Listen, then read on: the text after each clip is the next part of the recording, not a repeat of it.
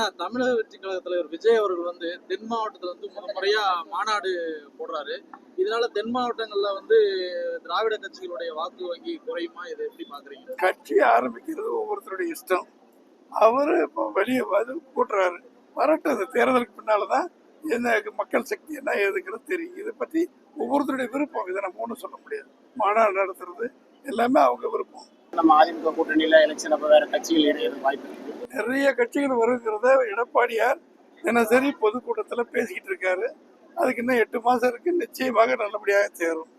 இன்றைக்கு புதியதாக எங்க ரகுபதி புதியதாக பிஜேபியில் இருந்து ஒரு 500 பேரை அந்த கட்சியினுடைய முன்னாள் பொறுப்பில் இருந்த திரு ரகுபதி அவர்கள் நம்முடைய என்பி நடராஜ் தலைமையில இங்க வந்து எங்களோட சேர்ந்திருக்கிறாரு.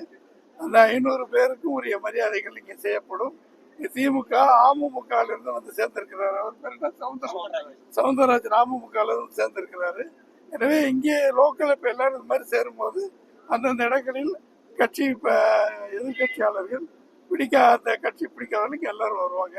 அதுக்கிடையில எங்க கட்சியில இருந்து நிறைய பேர் வருவாங்கன்னு திமுக பல பேர் சொல்றாங்க.